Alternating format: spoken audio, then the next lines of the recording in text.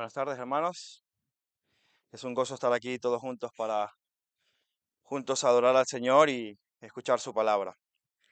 Quiero comenzar haciendo algo que no siempre hago, pero quiero agradecerle a dos personas que me apoyan mucho siempre en mi ministerio y que sin ellos realmente yo no podría hacer nada de lo que hago, ni para la iglesia ni para nada. Esos son mi suegro y mi suegra. Ustedes no se imaginan, hermanos, todo lo que hay detrás de que yo pueda preparar una predicación. No tienen ni idea. Pero si no fuera por ellos dos, realmente no podría hacerlo. Así que bueno, les agradezco mucho por el apoyo, por calarse al terremoto aquel y al más pequeñito, que son bastante demandantes. Así que bueno, habiendo dicho esto, quiero comenzar con una oración y luego empezamos con el tema de hoy. Padre, gracias te damos por tu amor, por tu misericordia, porque tú eres un Dios bueno y bueno en gran manera, eres un Dios benevolente que se apiada de pecadores, de personas rebeldes, que somos insensatos, que aun conociendo la verdad de tu palabra, Señor, somos tardos para obedecerte, tardos para decidir lo que es bueno, somos perezosos, como decía Peter, a veces nos levantamos lejos de ti y no hacemos nada. Y aún así, oh Dios, tú sigues siendo bueno para con nosotros, para con tu iglesia. Y por eso te estamos agradecidos, te agradecemos por tu palabra y te rogamos, oh Señor, que en esta tarde tú, por tu misericordia, abras nuestra mente, hables a nuestros corazones y nos permitas entender el estado en el que estamos, que podamos comprender que el cristiano vive en guerra, que vive en una lucha constante con el pecado, por la verdad, por la santidad y para tu gloria. Ayúdanos a que tu palabra, oh Señor, abra nuestras mentes y nos conforte y nos desafíe para que podamos crecer en nuestro entendimiento hacia ti, en nuestro amor hacia ti y en nuestra obediencia hacia ti. Todo esto te lo pedimos en el nombre de Jesús. Amén y amén. Bueno, como mencioné en mi sermón anterior, estamos en un momento político bastante complicado. A nivel mundial hay un par de guerras que se están llevando a cabo, tanto en Europa como en el Oriente, y la verdad es que hay incluso amenazas de nuevas guerras en el mundo. Y delante de todas estas amenazas de guerra hay una frase que a muchas personas le pone los pelos de punta, que hace que las naciones estén preocupadas y que estén con temor. Y estamos hablando de esta frase de las armas nucleares. Unas armas que muchas naciones, Rusia, Irán, Francia y muchos otros países están hablando de la posibilidad de comenzar a usar armas nucleares o tenerlas a disposición para este conflicto bélico que estamos enfrentando. Y la razón por la que las armas causan tanto temor es porque el uso de un arma, dependiendo de qué arma sea, puede ser determinante en la batalla. Esta arma de destrucción masiva tiene un alcance y un poderío increíble. Realmente haría un desastre en cualquier nación que sufriera el ataque de un arma nuclear. Y es tan terrible que esto ha llevado a organizaciones internacionales a convocar asambleas, intentar prohibir su uso, intentar hacer un llamado a la conciencia, pero lo más probable es que no tengan mucho éxito intentando prohibir el uso de las armas nucleares. Y ante todo esto, la sociedad civil está un poco extrañada. Y yo creo que está extrañada por dos razones. En primer lugar, la sociedad moderna no está muy acostumbrada a vivir en tiempos de guerra. Son muy pocas las personas que quedan en medio nuestro que puedan recordar los tiempos de la posguerra española. Cada vez son menos. Y la sociedad moderna ha crecido, entre comillas, en un mundo de paz. Sin embargo, amados hermanos, de la misma manera que la ONU y la OTAN están todos en alerta a ver qué va a pasar, nosotros los cristianos también tenemos que vivir con ese mismo sentido de alerta y de urgencia, sabiendo que no estamos en una guerra física ni militar, pero que sí estamos en una guerra espiritual. El cristiano debe recordar que nosotros no vivimos en tiempos de paz. Y no hablo de la paz que sobrepasa todo entendimiento, que te permite tener paz en medio de la dificultad. No, hablo de la paz como una ausencia de conflicto, una ausencia de lucha. El cristiano, sin importar la generación a la que pertenezca, sin importar la época en la que viva, ningún cristiano vive en un estado o tiempo de paz. Vivimos en un estado de guerra constante. La vida cristiana es una que está constantemente en una amenaza y en una lucha.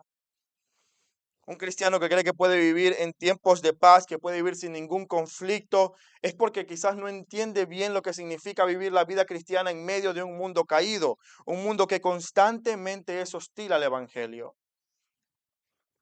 Nosotros, como creyentes, estamos en una lucha constante.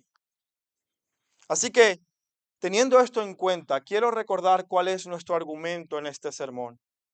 Al igual que el argumento hace un par de semanas, el día de hoy, debemos recordar que la vida cristiana es una vida de batalla que debe pelearse manteniendo la fe y la buena conciencia. La vida cristiana es una vida de batalla que se debe pelear en dos maneras, manteniendo primero la fe y luego la buena conciencia. El día de hoy nos vamos a enfocar primeramente en la fe, así que quiero invitarte a que abras tu Biblia en Primera de Timoteo capítulo 1, versículo del 18 al 20. Primera de Timoteo capítulo 1, versículo del 18 al 20. Lee conmigo, dice, esta comisión te confío, hijo Timoteo, conforme a las profecías que antes se hicieron en cuanto a ti, a fin de que por ellas pelees la buena batalla, guardando la fe y la buena conciencia, que algunos han rechazado y naufragaron en lo que toca a la fe. Entre ellos están Himeneo y Alejandro, a quienes he entregado a Satanás para que aprendan a no blasfemar. Padre, nuevamente te damos gracias por tu palabra y te rogamos que tu Espíritu Santo nos ilumine en esta tarde para entender las verdades que en ella hay. En Cristo Jesús. Amén. Lo primero que debemos hacer, amados hermanos, es recordar cuál es el contexto de nuestra carta, cuál es el contexto de Primera de Timoteo. Y no quiero ser muy repetitivo, pero sí es importante que consideremos cuál es la situación en la que Pablo está escribiendo esta carta a Timoteo, porque eso nos va a ayudar a entender mejor el pasaje de hoy. Pablo había asignado a Timoteo a la iglesia de Éfeso para que la pastoreara y pudiera corregir las cosas que estaban en desorden. Debemos recordar que el evangelio llegó a Éfeso por medio de Priscila y Aquila, una pareja que Pablo conoció en su segundo viaje misionero y que los envió para que predicaran el evangelio, y que luego el mismo Pablo iba a pastorear esta iglesia por 3 años en su tercer viaje misionero. Pero al final de este tiempo, Pablo en Hechos capítulo 20, cuando se despide de esta iglesia, cuando llega ya al final de su viaje y dice, más nunca voy a volver a veros la cara, Pablo les dice en el versículo 30, también de entre ustedes mismos se levantarán algunos hablando cosas perversas para arrastrar a los discípulos tras ellas. En otras palabras, Pablo le estaba advirtiendo a la iglesia que aún después de su ministerio, después de que él predicó incansablemente por 3 años y les enseñó la verdad, después de su partida, en medio de los pastores, en medio de los líderes se iban a levantar falsos maestros, falsos profetas, que iban a enseñar una doctrina extraña y que iban a arrastrar a muchos discípulos a esa doctrina extraña, que iban a pervertir la verdad y confundir la verdad en la iglesia. Y esto, amados hermanos, llegó a suceder. De hecho, esta es la razón por la que Pablo dejó a Timoteo. Porque esa profecía de Pablo en Hechos 20 se hizo realidad en 1 Timoteo capítulo 1, versículo 3, donde se nos dice, tal como te rogué al salir de Macedonia, que te quedaras en Éfeso, para que instruyeras a alguno que no enseñaran doctrinas extrañas. Precisamente, Pablo está viendo que lo que él había advertido comenzó a pasar en la iglesia. Y escuche bien, esto comenzó a pasar por parte de los pastores y líderes en esa iglesia. Timoteo tenía que ir a corregir a los maestros de la iglesia de Éfeso. No era a la congregación únicamente, sino a los pastores de Éfeso, porque en medio de ellos había algunos que estaban desviándose de la verdad. Lo que procuraban era desviar a la iglesia de la fe. Por esta razón, Timoteo pastorea y lo hace corrigiendo el error y enseñando la sana doctrina. Este encargo que Pablo le da a Timoteo tiene una connotación muy militar. Le dice, a ti, soldado de Jesucristo, te estoy encargando esto porque la vida de las personas que te escuchan depende de ello. En otras palabras, Timoteo tenía que ser un soldado de primera fila, aquel que está en la línea de batalla, luchando directamente contra el enemigo para evitar que gane terreno y termine de confundir a la iglesia. Pablo manda a Timoteo como un general mandaría a un soldado que está a su cargo. Y este es el trabajo que debía llevar a Timoteo a cabo. Tenía que enseñar, corregir, exhortar y redarguir por medio de la palabra. El trabajo pastoral, el trabajo central de Timoteo como soldado de Jesucristo era usar la palabra de Dios para corregir y enseñar. Y esto es muy importante que lo entendamos, porque ciertamente nosotros estamos en batalla y nuestras armas no son físicas, no son como las bombas nucleares. No, para nosotros el arma es la palabra de Dios. Y por eso Timoteo debía presentarse delante de Dios como un obrero que no tiene nada de qué avergonzarse, uno que usa la palabra de verdad como es debido. Esta era el arma con la que Timoteo debía pelear. Esta era el arma que tienen los pastores y líderes que quieren luchar en las filas del Señor contra las fuerzas de Satanás. Es la Biblia lo que Timoteo tenía que usar, la misma escritura. Pablo le dice que tiene que pelear la batalla de la fe para evitar que Satanás siga confundiendo a la iglesia. Ahora, hermanos, este encargo evidentemente iba a tener gran oposición, porque Timoteo iba a corregir a los líderes de la iglesia. Y no solamente iba a corregir su doctrina, iba a corregir también su modo de vida. Iba a corregir una doctrina que no era bíblica y también iba a corregir un modo de vida que era impío, que no se amoldaba a la piedad, que no era un ejemplo para el resto de la congregación. Ellos estaban atacando la fe cristiana. Estaban atacando aquello que habían recibido de Priscila y de Aquila y después de Pablo estaba ahora bajo ataque. La fe estaba siendo atacada. Y por eso todo esto que Timoteo va a enfrentar va a implicar para él también un gran sufrimiento. Timoteo no iba a tener una tarea fácil. Timoteo no iba a tener un ministerio tranquilo y exitoso y próspero, y iba a ser muy popular. No, Timoteo iba a ir a un mundo de batalla en el que a él el proclamar la verdad le iba a implicar ser criticado, rechazado, menospreciado, aún incluso por la misma iglesia. Porque no sabemos hasta qué punto estas doctrinas habían convencido a la iglesia. Pero sin duda alguna los líderes, al verse confrontados tanto en su enseñanza como en su modo de vida, no iban a estar muy mansitos aceptando lo que Timoteo les iba a decir. De hecho, en su segunda carta, cuando Pablo ya llega al final de su vida y le escribe una segunda carta a Timoteo, le dice, sufre penalidades. No tengas miedo a sufrir por el evangelio. Y en la carta a los Hebreos se nos dice que Timoteo fue apresado y que posteriormente fue librado de la cárcel por la misericordia de Dios. Sin duda alguna, el ministerio de Timoteo no era un ministerio fácil ni agradable. Era un ministerio de lucha. De hecho, este vocabulario de lucha y de batalla era tan presente en el ministerio de Timoteo que Pablo abre y cierra su carta con esta misma expresión. Pablo comienza hablando en el capítulo 1 a Timoteo, animándole a que pelee la buena batalla de la fe. En el versículo 18, esta comisión te confío, hijo Timoteo, conforme a las profecías que se hicieron antes en cuanto a ti, a fin de que por ellas pelees la buena batalla. Pero en el capítulo 6, versículo 12, al final de la carta, mira el recordatorio que le hace. Pelea la buena batalla de la fe. Eso es 1 Timoteo 6:12. Pelea la buena batalla de la fe, echa mano de la vida eterna a la que fuiste llamado y de la que hiciste buena profesión en presencia de muchos testigos. Tanto al inicio como al final, Timoteo era llamado a pelear y a entender que vivía en guerra. Amado hermano, esto es un recordatorio no solamente para Timoteo, sino para ti y para mí. Tú y yo estamos en guerra de la misma forma que Timoteo está en guerra. Pero ¿cómo se debe luchar esta batalla?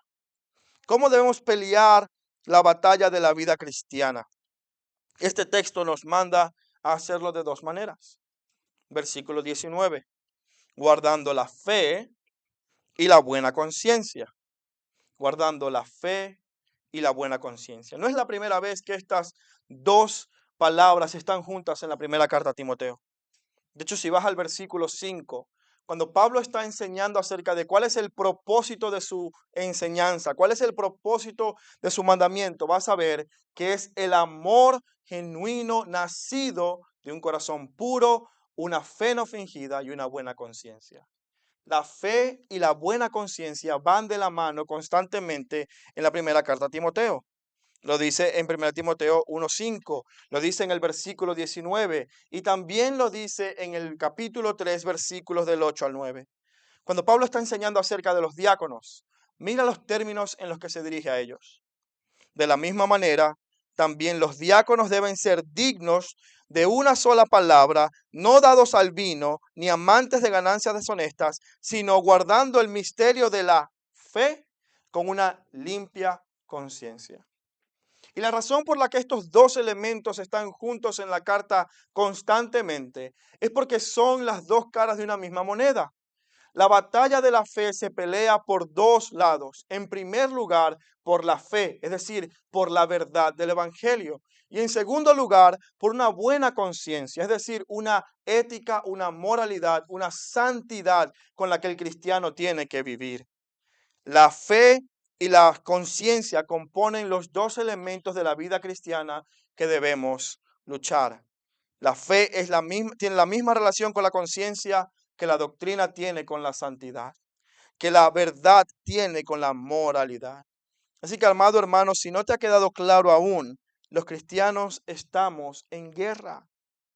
Solo que no luchamos con armas nucleares ni con armas de este mundo como las naciones lo hacen, sino que nuestra lucha es con la verdad y la santidad. Así que el día de hoy vamos a comenzar con el primer elemento, que es la verdad. Cuando Pablo le dice a Timoteo, lucha manteniendo la fe, ¿qué quiso decir Pablo? ¿Qué significa mantener la fe? Lo primero que debemos entender es que la fe es central en Timoteo. En esta carta, Pablo habla de la fe constantemente. De hecho, en todo el Nuevo Testamento la fe es un tema central. Pero en las cartas pastorales, en las cartas de Pablo a Timoteo y a Tito, la fe aparece 33 veces. Y solamente en Primera de Timoteo aparece 18 veces. Y si hacemos un zoom un poquito más detallado, vemos que en el capítulo 1 aparece 6 veces. Solamente en el primer capítulo, Pablo ya ha mencionado la fe en 6 oportunidades. La fe es un tema central en esta carta y debe serlo en la vida del cristiano. En 1 Timoteo 1:2, Pablo llama a Timoteo un verdadero hijo en la fe. En el versículo 4 habla de que hay mitos y genealogías interminables que impiden el avance del reino de Dios, que es por la fe. En el versículo 5 dice que el mandato tiene como propósito el amor nacido de una fe sincera.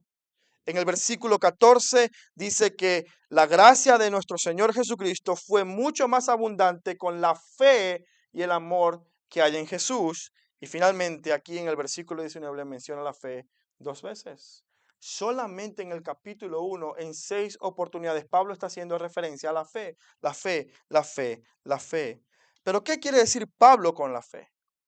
¿A qué se refiere la fe? Bueno, hay dos componentes de la fe que esta carta menciona.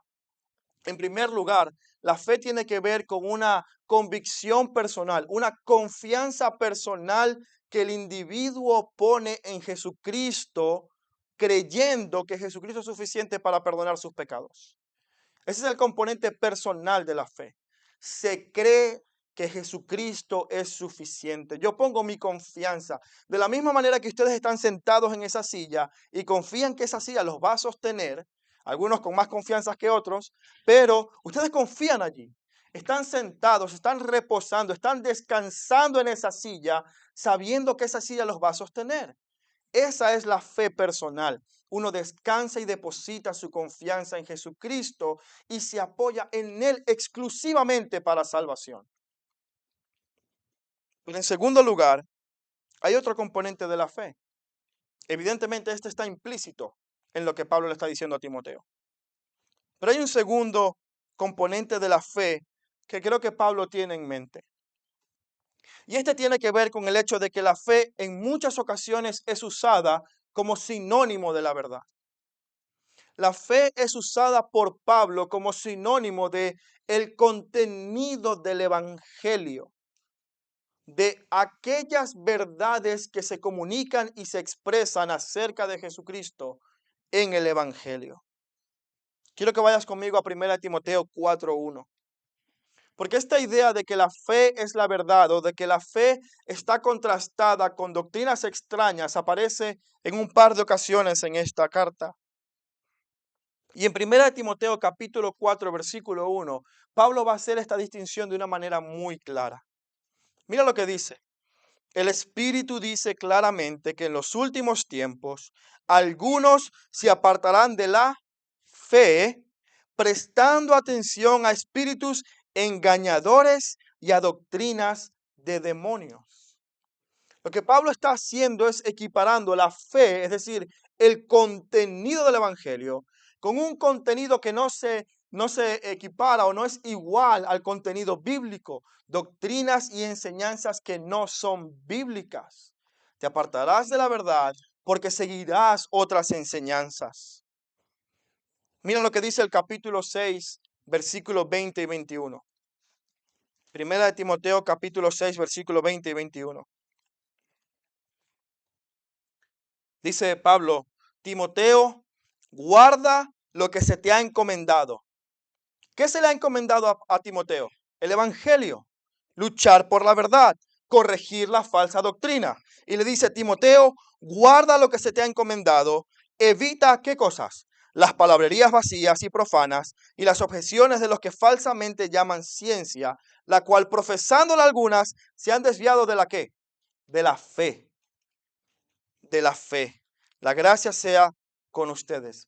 Pablo está equiparando la fe a la verdad, diciendo la fe es el contenido de aquello que se dice acerca de Jesucristo y de la persona y de cómo ser reconciliados con Dios.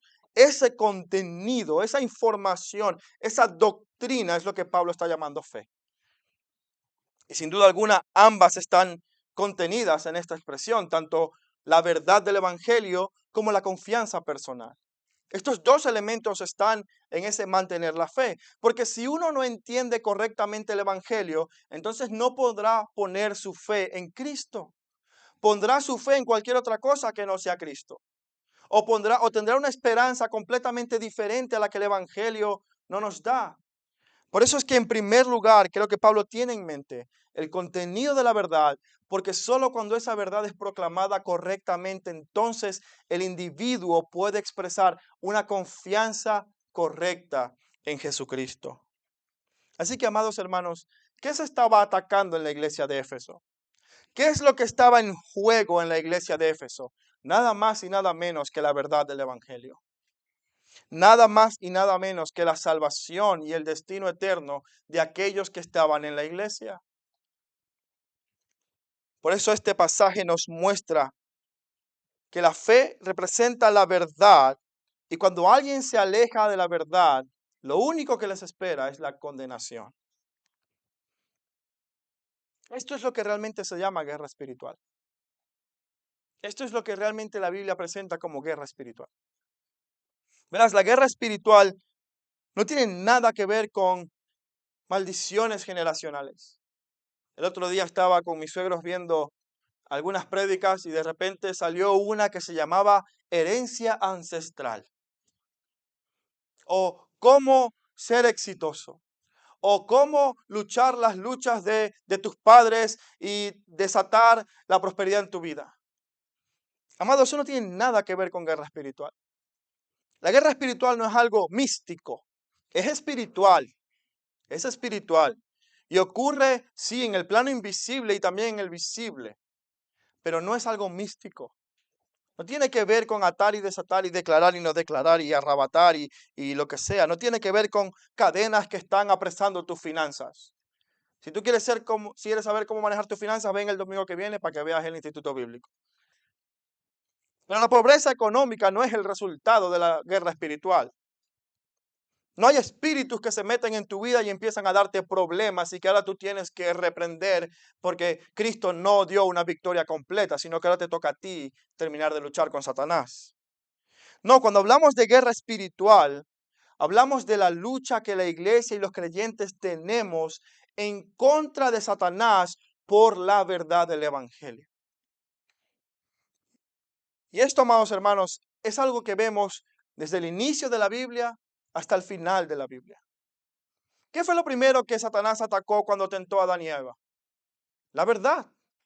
Mira lo que dice Génesis 3 del 1 al 5. Quiero que me acompañes al libro de Génesis capítulo 3 versículo 1 al 5. Y quiero que veas cuál fue la estrategia que usó Satanás para poder llevar al ser humano al pecado. Génesis capítulo 3 versículo 1 al 5. Dice, la serpiente era más astuta que cualquiera de los animales del campo que el Señor había hecho. Y dijo a la mujer, con que Dios les ha dicho, no comerán de ningún árbol del huerto. La mujer respondió a la serpiente, del fruto de los árboles del huerto podemos comer, pero del fruto del árbol que está en medio del huerto, Dios ha dicho, no comerán de él, ni lo tocarán para que no mueran. Y la serpiente dijo a la mujer, escucha lo que dijo, ciertamente no morirán, pues Dios sabe que el día que ustedes coman de él, se le abrirán los ojos y ustedes serán como Dios, conociendo el bien y el mal. ¿Qué es lo primero que Satanás hizo? Cuestionar la verdad, sembrar duda, distraer y desenfocar a Eva de lo que Dios había dicho y corromper las palabras de Dios para después de corromper la verdad, llevar esa corrupción doctrinal a una corrupción moral. Por eso, defender la verdad del evangelio, manteniendo la fe y la buena conciencia son las dos caras de la moneda. Porque la iglesia no comienza corrompiéndose moralmente si primero no comienza corrompiéndose en la doctrina.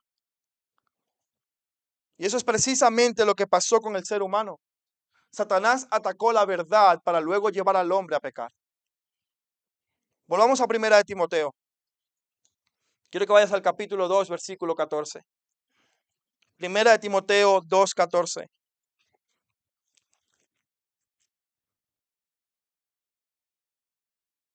Adán, bueno, esto es otro tema, pero lo importante, Adán no fue el engañado, sino que la mujer, siendo engañada completamente, cayó en la transgresión. Mucha gente piensa que el primer pecado fue una consecuencia del orgullo en el corazón del hombre. Pero afirmar eso quiere decir el orgullo en sí mismo es pecado. Por lo tanto, el pecado habría comenzado antes de la desobediencia. Este texto nos enseña que el problema no fue el orgullo, sino el engaño. Fueron engañados. Ellos desviaron la verdad, la distorsionaron, creyeron otra cosa y luego transgredieron. El ser humano pensó que estaba haciendo lo correcto. ¿Quieres saber cuál es la gravedad y la consecuencia del error doctrinal? Toda la humanidad cayó en pecado y bajo maldición por el error doctrinal. Esa es la gravedad de esto. Esa es la gravedad de esta arma. Es mucho más destructiva que un arma nuclear. Todo el mundo está en alerta porque dicen, wow, si apretan el botón explota el mundo. Pues ¿sabes qué pasa? Si entra el error doctrinal en la iglesia y permitimos enseñanzas falsas, tu vida y la mía serán destruidas. Y no solamente físicamente, sino también espiritualmente. Porque viviremos las consecuencias de nuestro pecado. La mujer fue engañada, el ser humano fue engañado y la falsa doctrina que predicaban los falsos maestros en Éfeso, lo que hacían era replicar la misma estrategia de Satanás, la corrupción doctrinal para llevarlos a la corrupción moral. Por eso Timoteo debía en primer lugar mantener la fe, debía mantener la verdad, debía sostener la verdad del evangelio y permanecer en ella. Yo creo que al final de esta historia hay algo positivo. Porque en Apocalipsis capítulo 2, versículo 12 nos dice que el Señor, cuando hablaba a la iglesia de Éfeso, le dijo lo siguiente: ha sometido a prueba a los que se dicen ser apóstoles y no lo son, y los has hallado mentirosos. Esto me da mi esperanza, porque veo que la iglesia de Éfeso al final aprendió la lección y pudo reconocer a todos aquellos falsos maestros y apóstoles que querían engañarlos. Pero la realidad es que la falsa doctrina y la corrupción de la verdad siempre han sido la estrategia de Satanás contra Dios y su pueblo. En los últimos años tenemos un caso de un cantante muy famoso en Latinoamérica, al menos, un cantante cristiano muy famoso en Latinoamérica, que muchos considerábamos como un verdadero creyente. Alguien con cuyas canciones adorábamos y nos deleitábamos, pero que ahora, amados hermanos, es un falso maestro. Estoy hablando de Jesús Adrián Romero, muchos de ustedes lo conocen. Este hombre recientemente en una de sus predicaciones negó la verdad de que el ser humano es malo por naturaleza. Dijo que el ser humano no es pecador, sino que la religión hace que nos sintamos culpables. Habló de que Dios está en todas partes y que se manifiesta de muchas maneras. Este hombre que escribía canciones hermosas acerca del Evangelio, ahora es un predicador panteísta y del humanismo. Ahora lo que predica es superación personal y ningún conflicto en contra del pecado. Ahora el problema no está en el ser humano, sino en las afueras, en el contexto, en lo que ocurre. Y amados, quizás hace unos años atrás ninguno de nosotros jamás pensaría que este hombre que daba conciertos y predicaba por toda Latinoamérica supuestamente el Evangelio, jamás pensaríamos que se iba a apartar del Señor. Y lo más triste es que muchas personas en su, entre comillas, iglesia están siguiendo esa doctrina. Está arrastrando a aquellos que se hacían llamar discípulos a su falsa enseñanza. Por eso la iglesia de Éfeso tenía que estar alerta. Por eso el ministerio de Timoteo en medio de la congregación era tan importante. Y por eso también lo es en nuestros días. Por eso la iglesia bíblica Vida Nueva tiene que aprender la doctrina, conocerla, defenderla. Y aun si los pastores nos desviamos, la misma iglesia tiene que proteger la verdad. Por eso Pablo le dice a Timoteo, y también nos dice a nosotros, mantén la fe, mantén la verdad, permanece en el Evangelio. Ahora la pregunta es, ¿cómo se hace eso? ¿Cómo yo puedo mantener la fe? Bueno, nuevamente Primera de Timoteo tiene esto también como algo central en su carta. En varias oportunidades Pablo habla tanto a las mujeres, a los diáconos, a los hombres, a los pastores y les anima a guardar la fe, a guardar el misterio de la fe, a permanecer en la fe y a luchar por la fe. Y de hecho hace un contraste muy interesante entre guardar la fe y mantener la fe y la consecuencia de no hacerlo. Al final del versículo 19 en 1 Timoteo 1, se nos habla de algunos que en vez de mantener la fe, lo que hicieron fue naufragar. Mira lo que dice 1 Timoteo 1:19. Le dice a Timoteo, lucha la buena batalla de la fe, de la buena batalla cristiana, guardando la fe y la buena conciencia, que algunos han rechazado y naufragaron en lo que toca a la fe.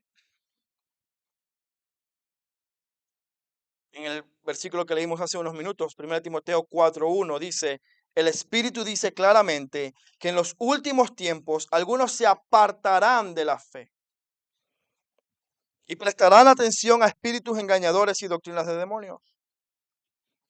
Capítulo 6, versículo 10. Porque la raíz de todos los males es el amor al dinero, por el cual codiciándolo algunos se extraviaron de la fe y se torturaron con muchos dolores. Versículo 21.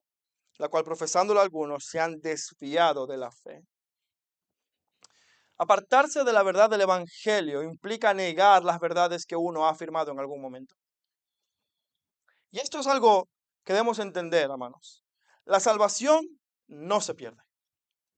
La salvación no se pierde. El Señor Jesús dice que aquellos que somos suyos estamos en su mano. ¿Quién los puede arrebatar? Y si tú dices, bueno, es que yo soy muy pecador, bueno, pero es que tienes un gran Salvador.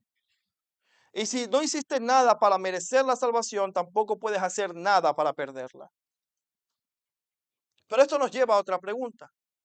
¿Quiere decir esto que yo soy salvo y que sin importar si no hay evidencias en mi vida, seguiré siendo salvo? Pues no. Que probablemente nunca fuiste salvo en primer lugar. Probablemente nunca verdaderamente fuiste cristiano. Es lo que dice Primera de Juan. Salieron de nosotros porque realmente no eran de nosotros, sino que estaban con nosotros, pero salieron para que se manifestase que no eran de nosotros. Lo mismo ocurre con aquellas personas que se apartan de la fe. No es que pierden su salvación, es que en algún momento profesaron y dijeron confesar a Cristo y al menos de una manera intelectual lo hicieron de una manera correcta. Es decir, entendieron el Evangelio, lo creyeron entre comillas, pero no fue una convicción personal que esa verdad transformó su corazón. No hubo una verdadera conversión en ellos. El día de ayer cuando hablaba con algunos jóvenes, hablamos de tres elementos de la fe. Y hay tres áreas de la fe que al menos algunos teólogos han propuesto. Y en estos tres elementos de la fe, uno de ellos es únicamente intelectual. Es decir, para tú confiar en Jesucristo verdaderamente, tienes primero que entender quién es Jesucristo, cuál es tu necesidad y qué es lo que Él hizo por ti. Y si nosotros no entendemos eso en nuestra mente, va a ser imposible poner nuestra confianza en ellos, en Él. Va a ser imposible que nosotros creamos en Jesucristo de verdad si no hay un entendimiento de la información del Evangelio. Es decir, si usted no comprende cómo funciona una silla, muy probablemente no se va a sentar en ella. Tiene primero que saber esa silla, de qué material está hecha. ¿Está de plástico? Bueno, ¿me aguanta o no me aguanta? Y usted va, después de entender la información, usted va a decidir si se sienta o no. Es exactamente lo que ocurre con la fe. Comienza con un aspecto intelectual, pero que debe luego bajar al corazón y transformar la vida.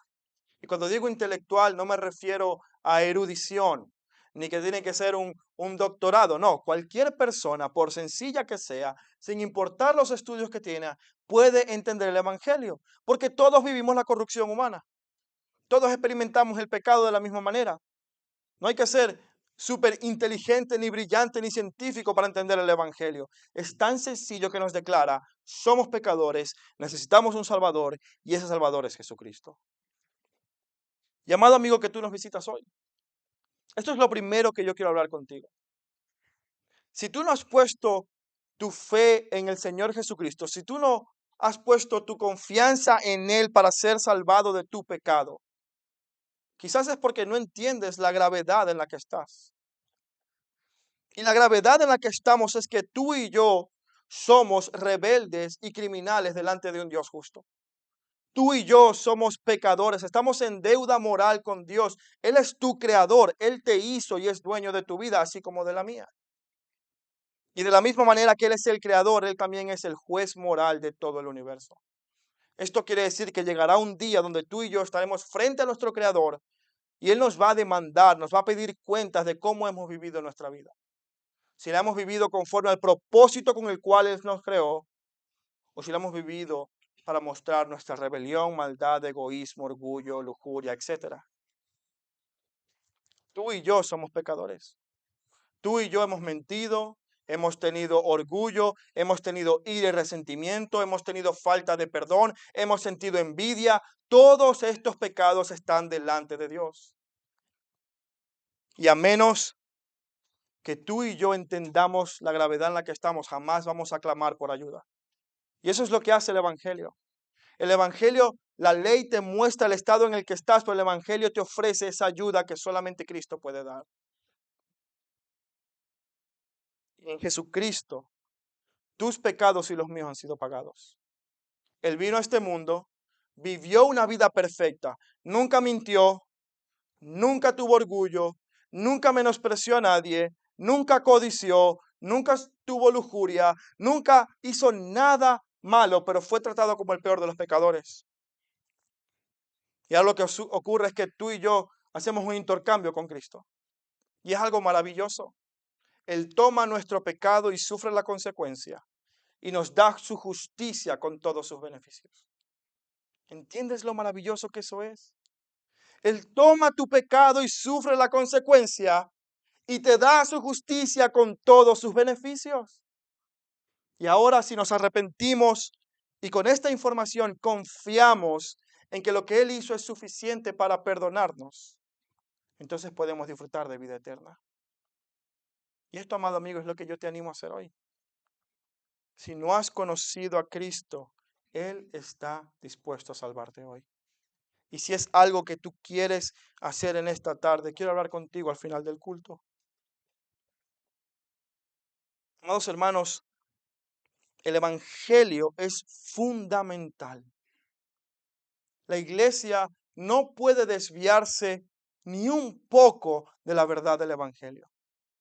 Yo no soy piloto, pero he escuchado que cuando están volando los aviones, tienen tantos instrumentos de medición para controlar que puedan seguir la trayectoria que debe seguir el avión. Porque al menos un grado se desvía y tú dices, bueno, un grado no es mucho. El problema es que cuando extiendes esa trayectoria en todo el viaje, ese grado se va a multiplicar, llevándote a un destino completamente distinto al que querías ir. Lo mismo ocurre con la iglesia.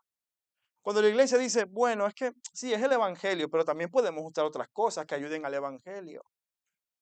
Poco a poco comenzamos a sustituir y entonces la falsa doctrina, la falsa enseñanza se mete en la congregación.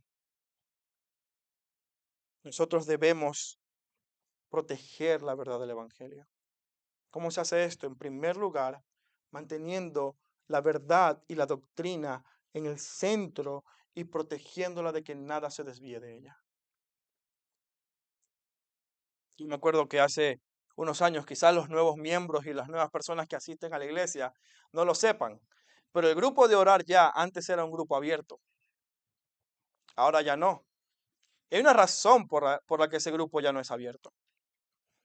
Porque hubo un momento en el que muchas personas comenzaron a compartir imágenes y mensajes que parecían cristianos, pero que eran antibíblicos, que eran completamente opuestos al mensaje del evangelio. Y lamentablemente todo el que lo lee, como se comparte por el grupo de la iglesia, a lo mejor cree que es verdad. Uno en particular recuerdo un mensaje en el que se decía que Cristo había hecho una apuesta con Satanás y que le había dicho que lo iba a vencer en la cruz. Amados, y muchos cristianos leen eso y dicen, ah, sí, no hay problema, claro. ¿Qué tiene eso que ver con el evangelio? ¿Tú crees que Cristo murió en tus pecados para demostrarle a Satanás que tiene más poder? En absoluto. Pero muchos cristianos ven eso y dicen, bueno, es inofensivo. Es un mensaje inofensivo. La labor de los pastores es proteger la doctrina de la iglesia. Por eso el grupo de la iglesia es cerrado. Porque de alguna manera queremos evitar que hayan mensajes que puedan confundir a las personas. Sobre todo personas que vienen, que quizás son nuevas en el evangelio y empiezan a leer estos mensajes de parte de, entre comillas, la iglesia y dicen, bueno, todo esto es verdad entonces. No, los pastores tenemos la responsabilidad y el deber de proteger que lo que se comparta sea ajustado a la Biblia. Los pastores no somos dueños de la verdad. La verdad no nos pertenece nada más a nosotros y a ti no. No, le pertenece a la iglesia. Primera Timoteo dice que la iglesia es el baluarte de la verdad, es el que sostiene, columna y baluarte de la verdad. Es la iglesia. Pero los pastores tenemos que velar para que esa verdad no sea corrompida. Esa es nuestra principal tarea por medio de la enseñanza y la corrección. Así que a la luz de esta verdad, amados hermanos, ¿cómo podemos nosotros vivir manteniendo la fe? En primer lugar, hay cuatro cosas que te quiero decir a la luz de este pasaje. En primer lugar, debes priorizar la batalla. En algunos países, yo no sé si tú sabes esto, pero en algunos países, en algunas ciudades, hay alarmas en la ciudad. Que cuando esa ciudad está bajo ataque, empiezan a sonar la alarma para que los ciudadanos busquen refugio. Entonces, cada vez que sonaba la bocina, ¡guau!, todo el mundo sabía que tenía que correr despavorido buscando un refugio porque venían a bombardear. Sería una gran estupidez escuchar la alarma e ignorarla. Escucha bien, sería una estupidez escuchar la alarma de que viene el enemigo a bombardearte e ignorar esa alarma, porque lo que está en juego es nada más y nada menos que tu vida. Y solamente una persona insensata y loca que no está en su sano juicio no le importaría arriesgar su vida por una tontería. De esa misma manera tú y yo estamos en guerra. Y no tenemos una bocina física que nos está diciendo, pero tenemos una palabra que nos advierte constantemente acerca de la guerra en la que estamos.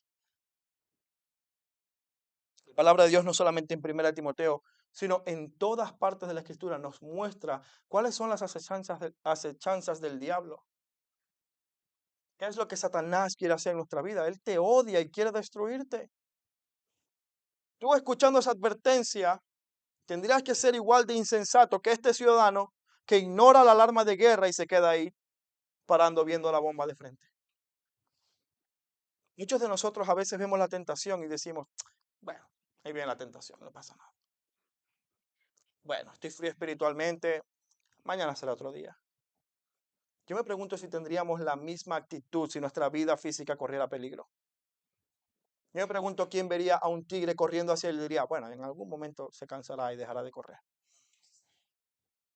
Ya se le pasará el hambre, no estoy tan gordito. Amado hermano, estás en guerra. Y la Biblia describe al diablo como un león rugiente buscando a quien devorar. Si tú no entiendes esto, no vas a tener las prioridades correctas en tu vida. Si tú no entiendes el peligro en el que estamos, si no nos exponemos constantemente a la palabra, entonces vas a sufrir muchas consecuencias por el pecado. En la prédica pasada, Peter dijo algo acerca del contentamiento. Una de las cosas que es tan sutil es la falta de contentamiento en el cristiano. ¿Tú estás consciente de lo que el pecado quiere hacer en tu vida? Y tú dirás, bueno, una queja no es tan grave. Y amado, el pecado va a seguir haciendo raíz en tu corazón hasta que te conviertes en una persona completamente amargada. ¿Por qué? Porque no sabes que estás en guerra. Porque no sabes que la falta de contentamiento es una estrategia de Satanás para entrar y empezar a llevarte del error doctrinal a la corrupción moral.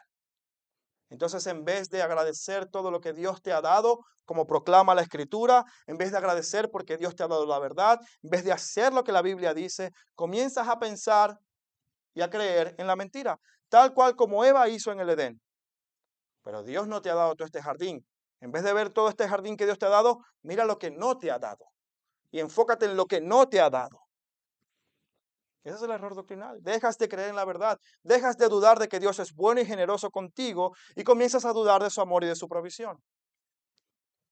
Amado, el error doctrinal es tan sutil que puede comenzar en cualquier área de la vida y tú sin darte cuenta caes. Prioriza la batalla. Pero en segundo lugar, sujétate a la enseñanza y a la corrección. Y esto es algo que la iglesia debe entender. Los pastores no mandamos en la iglesia, ni somos los dueños de la iglesia, ni estamos por encima de la corrección de la iglesia. Pero los pastores tenemos el deber dado por Dios de enseñar, instruir, exhortar y corregir. La carta a los Hebreos, el autor de los Hebreos, al final de la carta, en el capítulo 13, versículo 22, les dijo, les ruego, hermanos, que soporten la palabra de exhortación, pues les he escrito brevemente. Había escrito una carta de 13 capítulos y les dijo, les escribí brevemente. Soporten la exhortación, soporten la exhortación. ¿Y sabes cómo los llama en la carta? En el capítulo 5 le dice, ustedes son niños, inmaduros. Me gustaría hablarle como a personas adultas, pero es que son infantiles en la fe. Y luego les dice, soporta la corrección, soporta la exhortación. Y con esto no quiero decir que los pastores tenemos que ser odiosos o críticos con la iglesia. Pero hay momentos en que por el ministerio que el Señor nos ha dado, debemos enseñar y corregir las cosas que vemos que no están bien. Debemos exhortar y llamar al arrepentimiento. Y si tú quieres realmente luchar la batalla de la fe y mantener la verdad del Evangelio, debes sujetarte a la enseñanza. Siempre y cuando esa enseñanza esté sujeta a la Biblia, evidentemente. Pero si no soportas la corrección pastoral, entonces ¿cómo vas a crecer en santidad?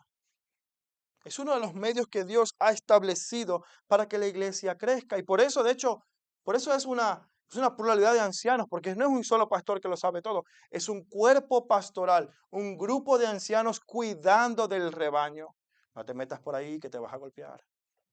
Ten cuidado, que por ahí está el lobo.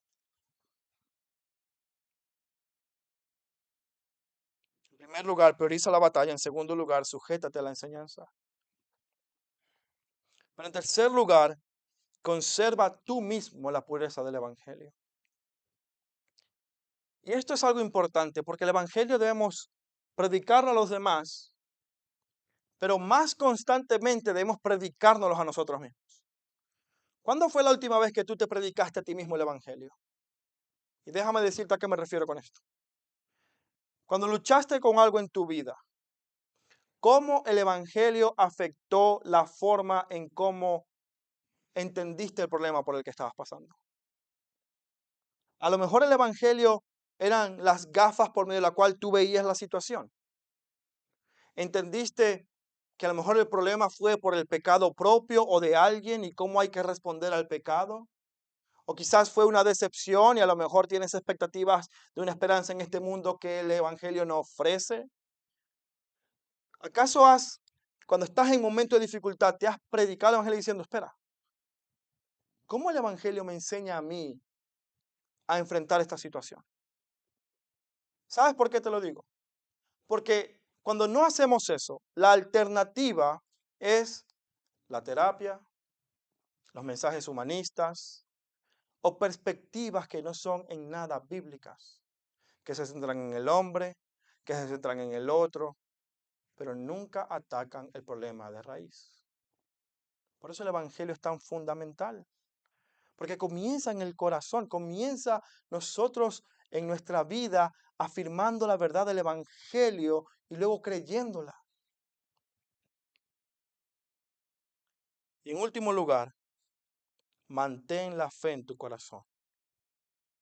La defensa del Evangelio no puede ser algo solamente intelectual. No puede ser solamente algo que hablemos y digamos del cerebro para afuera, sino que esa verdad tiene que impactar mi corazón. ¿Realmente confías en Cristo? ¿Verdaderamente Él es tu esperanza? ¿Verdaderamente Él es tu satisfacción y tu deleite? Como dice la Biblia, eres mi porción. ¿Es Cristo realmente aquel que le da sentido a tu vida? Eso es sumamente importante. Porque la fe, mantener la fe significa en primer lugar guardar la verdad del Evangelio, pero también poner nuestra esperanza en esa verdad que se es proclamada. Es tanto el contenido como creer verdaderamente en ese contenido, confiar en que esa es la verdad y vivir conforme a esa verdad. Amado hermano, tú y yo estamos en una batalla.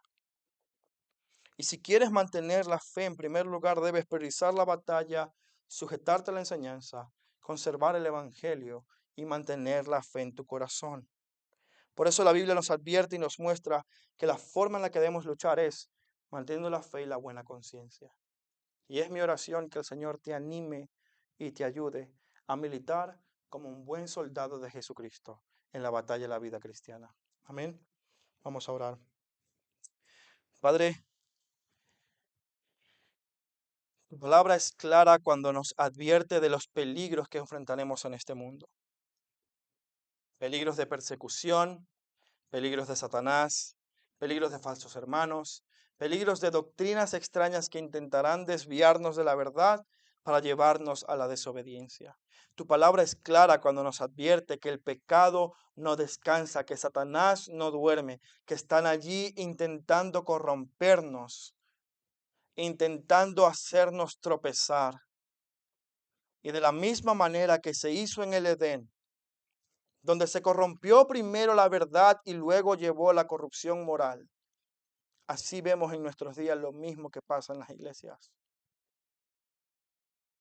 donde las doctrinas falsas quieren adentrarse en las mentes y corazones de las personas y que eso poco a poco haga que la iglesia se desvíe del Evangelio. Padre, yo te ruego que tú nos ayudes a luchar. Yo te ruego que nos hagas entender la gravedad de la lucha en la que estamos, la importancia, la relevancia de lo que está en juego. Que la doctrina no es algo para los teólogos o para los pastores y los eruditos, sino para el creyente, porque la verdad es lo que nos hace libres. Y si no entendemos la verdad, oh Dios, no podremos ser libres. Yo te ruego que la Iglesia Bíblica Vida Nueva tenga miembros celosos de la verdad, miembros que procuren conocerla, vivirla y defenderla.